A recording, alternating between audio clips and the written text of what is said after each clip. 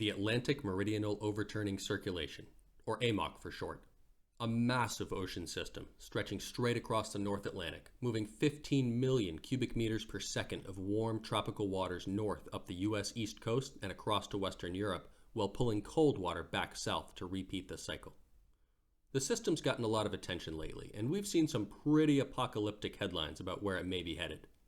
It is, according to many experts, headed for collapse. But what does that mean? What happens if it collapses? What would change? And would humans be impacted?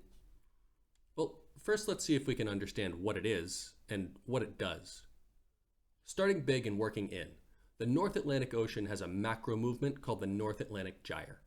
Most oceans have one of these, and it really just describes the direction the ocean spins in.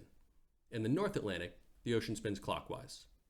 The part of the current on the left side, so more or less along the US eastern seaboard, is called the Gulf Stream.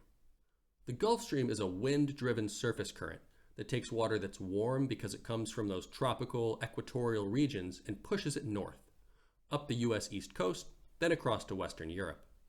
As the water moves north towards the pole, it cools. Eventually, it gets so far north and gets so cold that some of it freezes into sea ice. Some of the water that doesn't freeze gets cold enough that it sinks and is carried back southward. And that right there, the conveyor belt-like current that runs along the left side of the North Atlantic Ocean, carrying warm waters north on the surface and bringing cold water south underneath, is the AMOC. It's not separate from the Gulf Stream or the gyre. It's an integrated component of a much larger and infinitely complex ocean circulation system. So now that we understand more about what it is and what it does, let's take a look at what's happening. Research shows that the system is slowing down. The circulation's been actively monitored since 2004, and over those 20 years, we've seen a slowdown of about 15%. But some important context is that this system is known to fluctuate.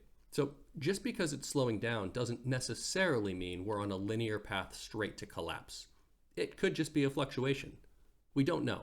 And for a system like this, 20 years of data is just not enough to make overly accurate projections. But one of the concerns is that if the system continues to slow, it will reach a tipping point that causes the entire circulation to collapse. And the way that would happen actually relates to something we already talked about. At that northern end of the conveyor belt, where some of the water freezes and some of it sinks, something else is happening. There's a salinity change. When saltwater becomes ice, it doesn't take its salt with it. There's no such thing as saltwater ice. So as the water freezes, the salt falls out into the remaining water, increasing its salinity. Now, salt helps prevent water from freezing in the first place. So this increased salinity helps the water to get really, really cold, which allows it to sink way below the surface and then travel back to the south to repeat that cycle. What's happening now is that the Arctic sea ice is melting faster and faster each year. And like we just talked about, salt ice isn't really a thing, so you've got a massive volume of fresh water dumping right into the areas where high salinity is one of the keys to the entire AMOC system working. You reduce the salinity by introducing more fresh water, and less seawater can get cold enough to sink and return south. Once the volume of introduced fresh water is great enough, the circulation stops working, and you've got yourself a tipping point. Now, if the system did collapse, what would happen? How would the planet be impacted? And how would people be impacted? Now, this is the hardest part to nail down, and it's really because we don't have a large enough body of research yet. Again, experts have been monitoring this current for 20 years, but for a system this large and this complex, that just doesn't provide enough data to make accurate predictions. So what we have are not specific predictions, but more of a spectrum of potential outcomes across a defined but still relatively large range of time. Before we even look at the science, we can make some assumptions about what would happen based on what we already know, right? The current moves warm water up the US East Coast and over to Western Europe. So it's pretty safe to assume that slowing or stopping that pattern would cool those places. And that's true. But we can also get a lot more specific. One impact of an AMOC collapse would be up to 1 meter of sea level rise along the US East Coast. The current is currently constantly pushing surface water north, And if it stops, the warm water would effectively sit around and pool up, specifically along the US southeast coast. That's the area projected to be hit by the full 1 meter rise. Unfortunately, those tend to be some of the flattest areas of the coast anyway, so any sea level rise has a more dramatic impact. Think Florida. Next, we've got East Coast cooling. The lack of warm water running up the coast would cause the coast to become colder, with a more dramatic impact the further north you go. And that makes sense, right? Geographies that are closer to the equator are going to be warmer anyway, so the ambient atmospheric and ocean temperatures are already hot. That's actually where the Gulf Stream gets its heat to begin with.